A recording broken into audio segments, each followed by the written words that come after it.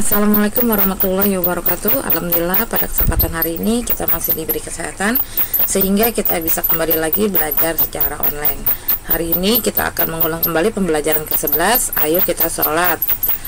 Untuk hari ini pembahasan buku LKS Agama Islam. Untuk itu kalian siapkan buku LKS Agama Islamnya. Buka halaman 41. Ayo kita sholat. KD yang kita akan pelajari di sini 3.10 dan 4.10. Memahami tata cara sholat dan bacaannya, kemudian mempraktikkan sholat dengan tata cara dan bacaan yang benar. Nah, minggu lalu kita sudah mencoba mempraktikkan ya, dan sudah membahas kembali pembelajaran 11 di buku cetak. Sekarang kita buka buku LKS-nya halaman 42 dan 43 ya. Bacaan sholat. Apakah sholat itu? Sholat adalah salah satu kewajiban bagi umat Islam. Sholat, istilah sholat sendiri berasal dari bahasa Arab yang memiliki arti doa.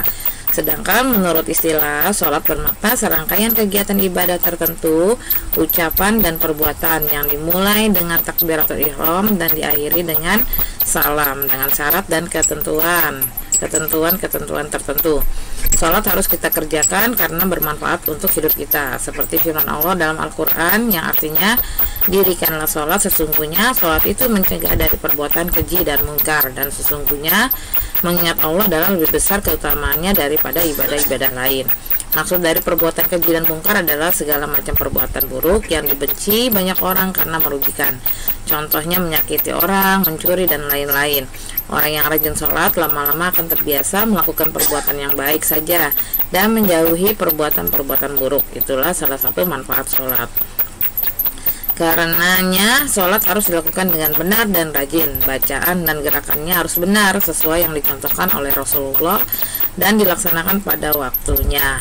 Namanya saja sholat 5 waktu, yakni waktu maghrib, isya, subuh, zuhur, dan asar. Maka melalui ibadah sholat ini, seorang muslim harusnya adalah orang yang sangat disiplin dan sangat menghormati waktu, agar berlatih menjadi muslim yang disiplin dalam sholat. Agama Islam mengajukan agar sholat dilaksanakan di awal waktu, supaya mempunyai arti sangat penting dibanding dengan kepentingan lain. Teman-teman, masih ingat kamu dengan rukun Islam? Tentu kamu ingat ya, rukun Islam itu ada 5, diantaranya syahadat, yang pertama, yang kedua sholat, ketiga puasa, zakat, dan ibadah haji. Nah, dari kelima rukun Islam tadi, ada 2 nomor yang setiap hari harus dilakukan oleh setiap orang yang beragama Islam. Kita setiap hari pasti membaca syahadat dan mengerjakan sholat. Bahkan syahadat juga dibaca berulang-ulang ketika sholat. Maka jangan sampai sholat kita ada yang bolong. Kalau sholat kita masih sering bolong, berarti kita belum bisa dikatakan memahami rukun Islam yang kedua. Rukun Islam yang kedua adalah menunaikan sholat ya. Sebagai umat Islam, sehari-hari semalam kita berkewajiban menunaikan sholat sebanyak 5 kali dengan jumlah rakaatnya 17 ya. Kita hitung lagi coba. Sholat wajib, sholat fardu yang harus dikerjakan 5 waktu dalam sehari. Yang pertama isya 4 rakaat, subuh 2 rakaat, zuhur 4 rakaat, asar 4 rakaat, maghrib 3 rakaat. Kalau kita jumlahkan rakaatnya ada 17 rakaat ya. Jadi kewajiban sholat apabila seseorang telah memenuhi syarat wajib sholat, yaitu yang pertama beragama Islam, itu wajib sholat ya. Yang kedua sudah balik, berakal sehat, bersih dari hadas besar dan kecil, dakwah Islam sudah sampai kepadanya.